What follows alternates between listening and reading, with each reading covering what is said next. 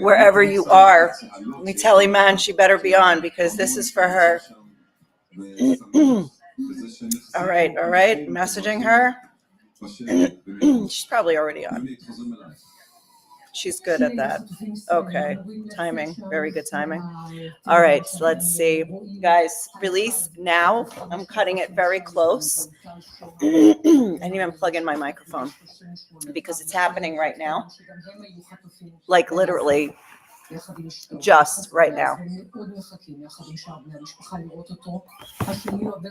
Because of I'm not really sure of the copyright issues, I'm not going to put this on a lot. But anyway, we're looking at right now.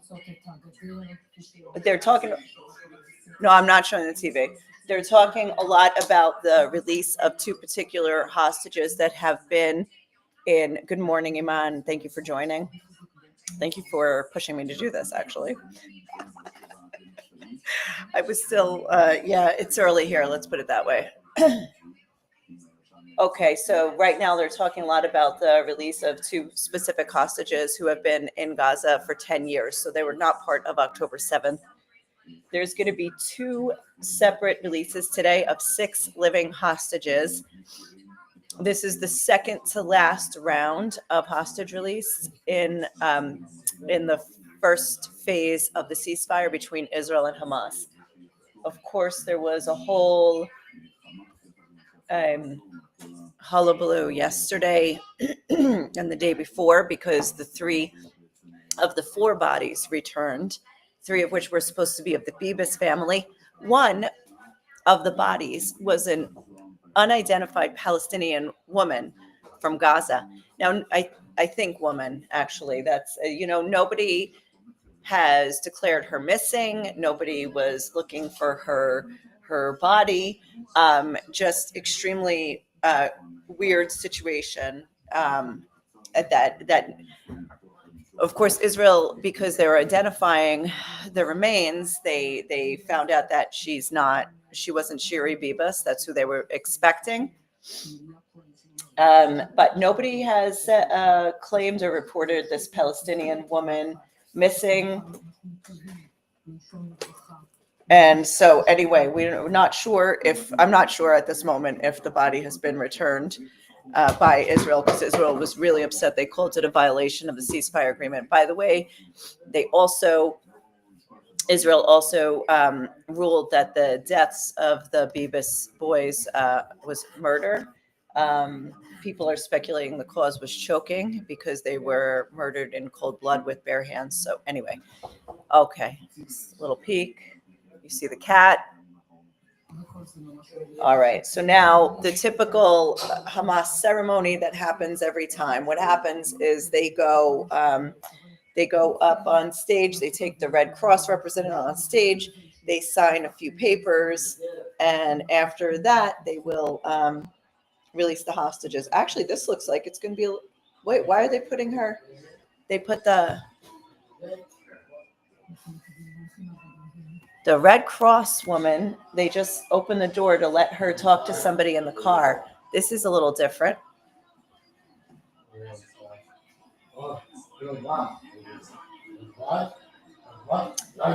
This is a little bit different, guys. Even the ceremony, they had a ceremony for the coffins that they were returning of the Bibas family. I can't hear what the person's saying from stage right now, but there's somebody talking from stage.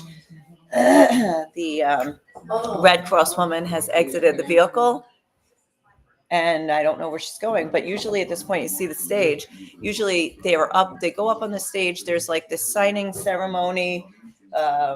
There's another Red Cross woman that went up on stage for that.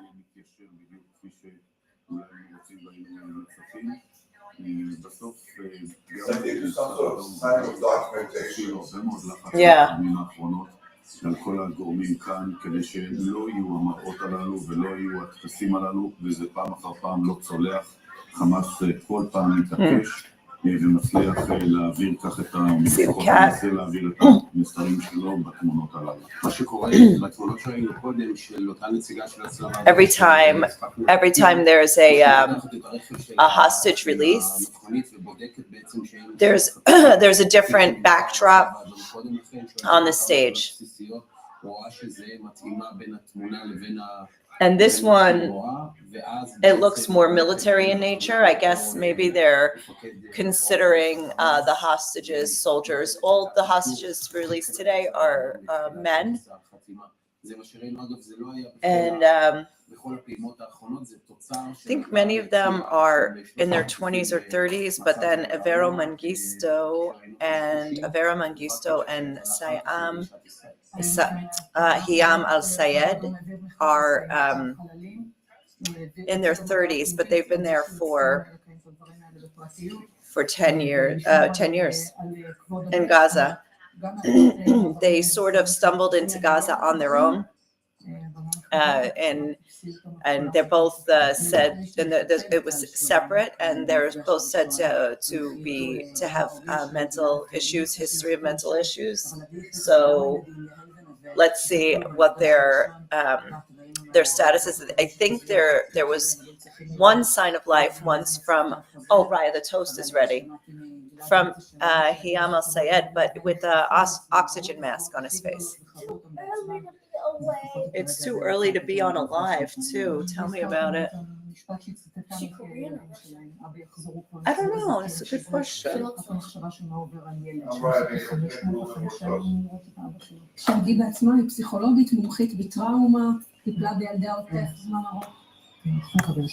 The star of the live. Okay, so now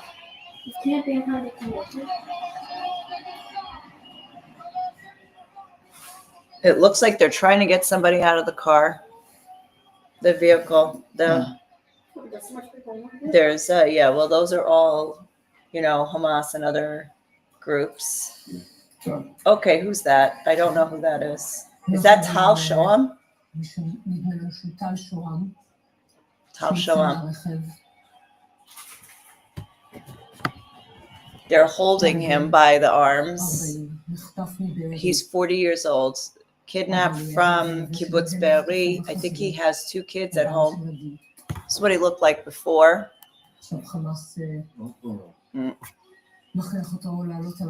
There he is on the stage now. I'm sorry, there's reasons I'm not showing you the picture, the screen, because copyright issues. Oh, and here is Avera Mengistu, the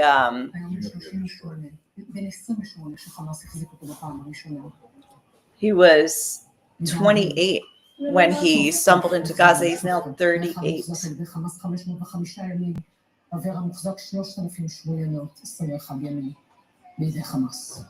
3,000 something days. Wow, 10 years. I don't know if he's having trouble walking, but either way, they're holding him by 2 arms. Also, they were holding Tal Shoam by 2 arms. They're dressed in training suits, like sports training suits, not prisoner outfits. Like in one round, they dress them in prisoner outfits. אפשר לראות על הפנים שלו את מה שאולי חש את הבהלה, וטל שלא ידענו שום דבר, 505 ימים. הוא נראה חיוור והוא נראה רזה, אבל הוא עומד על רגליו. הוא עומד על רגליו, וזה כל כך חשוב ברגע הזה. My God, he's blinking. Tal Shoam is blinking his eyes really big, and I just wonder if it's because he hasn't seen the light. I don't know. We'll find out in the days to come. So the statement for the week is we are the flood. That's what's on the stage. Tal is speaking now. We don't know what he's saying. המשפחה. Is he missing a finger or is his finger behind? כמו שהזכרנו, בעצם עוד חיים עלינו. Look at לדבר שם גם אנחנו מכוונים לעצמנו את מה שמכריחים אותו לומר. look, the guy's telling him what to say. What is he gonna do? What can The he guy's say? telling him what to say. He's like, oh yeah. נחטף בית בבארי, הם משפחה ממלאת, והם באו לשם. I heard the story of how he got entered Gaza. Tal show him how he was kidnapped into Gaza. He was put in a trunk of a car. משתתפים בצערה של משפחת ביבס ושולחים חיבוקים מפה. זאת משפחה שאנחנו אוהבים ויקרה לליבנו. With somebody else who was released in the first round, a woman who was released, she was a mother who was kidnapped. Somehow she was separated from her father and daughter, and she was kidnapped along with Tal Shoam. She was released. Her cousin was also kidnapped and was killed in captivity. Carmel Gans. Okay, so they didn't have Avera speak, huh? Avera? They didn't have Avera speak. And they're, what you hear now is the family of Tal Shoam speaking to Channel 12 News. Here, let me go to another news. Same thing. I think you should, if you're showing them footage, you should edit it out at the end. I'm not. It's on me, unfortunately, for their sake. There you go. That's why nobody's watching. All right, so we just had the release of 2. Worried about copyright strikes here, guys. That's why you're not looking at the TV. But but I will tell you 2 hostages have just been released. There's supposed to be a total of 6 today. It's happening in 2 locations at 2 separate times. And we just had the release of Avera Mengistu, who was in Gaza for 10 years, and Tal Shoam, who was kidnapped on October 7th from Kibbutz Be'eri. Is that Avera's family? That poor family has been fighting for 10 years to get out their son, along with another, right soon after him, there was another, as a Bedouin man, Hiam El-Sayad, who also got across the fence into Gaza and then was held by Hamas for almost 10 years. And they didn't have enough people come to rally to their cause. But then when you had 250 people kidnapped after October 7th, then you had the country up in arms for the last year and a half, protests every week. There's a picture of Tal Shoam. This is what he looked like before he was kidnapped.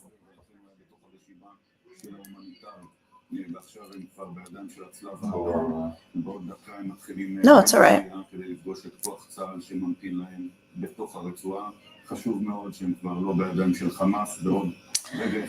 All right, so now they're getting put in Red Cross vehicles, and they're going to be brought into Israel. From there, they'll get an initial check at a military base, and then they will meet their family.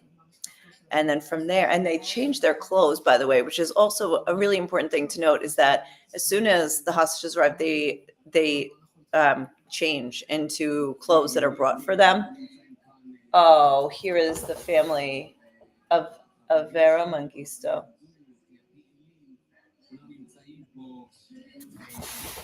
They really struggled for the most part alone for 10 years and trying to get negotiate a way to get their son out.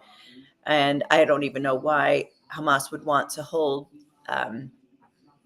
he wasn't even a political prisoner. I mean, he was not a soldier, not just some guy. So, but finally they see that he's alive and he was on his feet and he's coming out. Anyway, they changed the clothes. In the last rounds, they also, Hamas sent them not just with goodie bags, as they have done for the past couple of rounds. They sent gifts. They sent, Sagi. They sent Sagi with earrings for his wife. And then they sent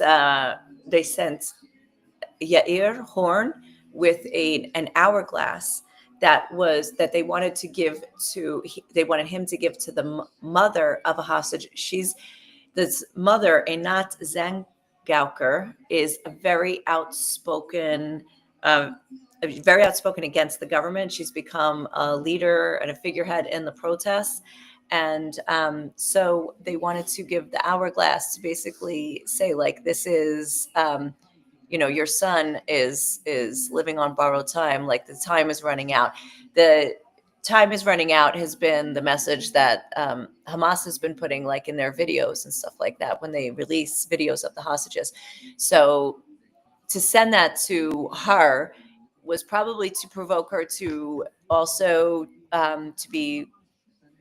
to continue the protest, but to even be louder. And they, of course, want to see that these anti-Israel or the anti-government protests in Israel is obviously benefits Hamas as well. So that was probably that. Anyway, the family of Nver Avetyan is now singing, and they're very happy about his release. So there will be another release today as well. Was this one in Rafiach or in Nuseret? So we have left Elia, I think Elia Cohen, Omer, 2 Omers, and Hisham Al-Sayed.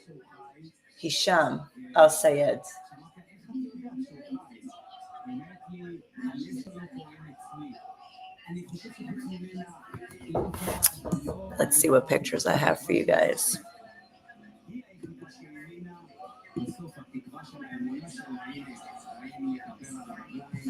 All right, you can see here hostages Tal Shoam and Nver Avetyan released by Hamas.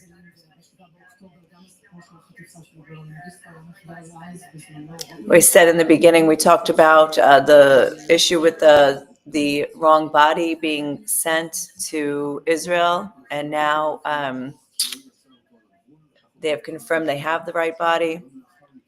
It's Shiri, and they said she was brutally murdered, but they did not reveal more details.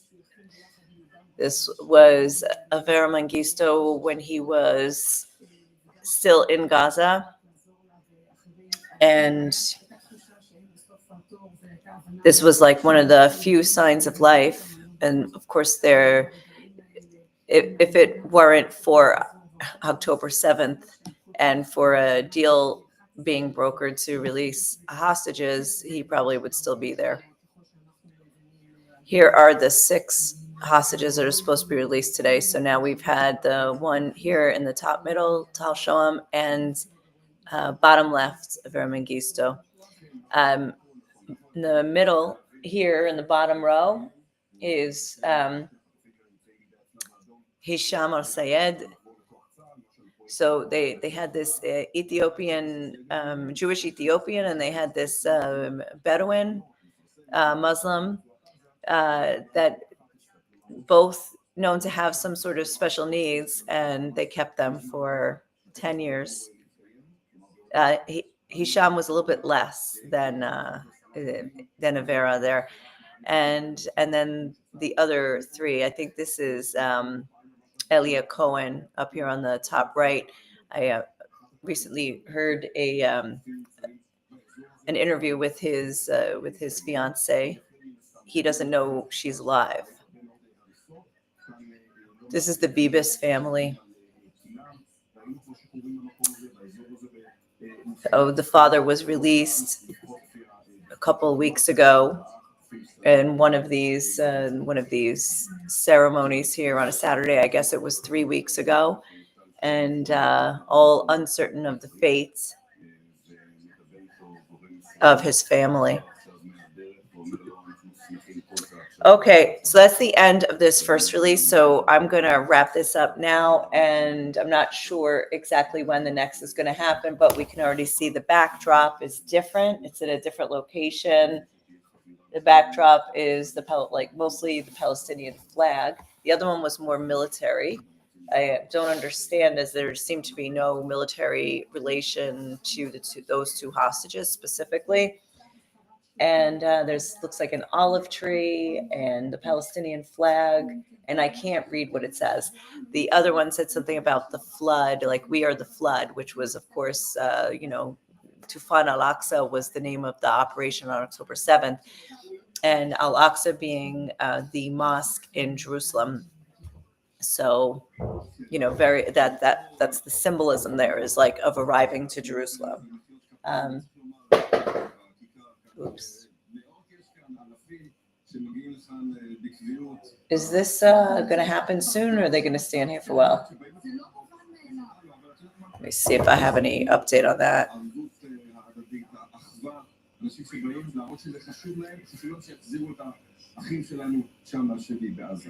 There's also like a large gathering in Tel Aviv. This is Tel Aviv Hostage Square. There's a large gathering of people there. Who are watching this as well live.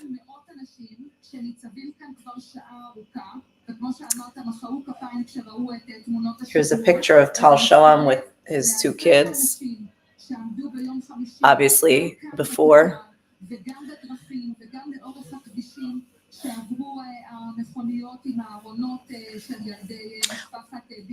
A 9-year-old boy and a 4-year-old girl. Let's see if we have. Okay, so we don't know what's happening yet with the next round. So I'm going to end this broadcast for now, and I might go on later, but I also might be in the Old City, so I might not go on. But anyway, thank you for joining and watching live as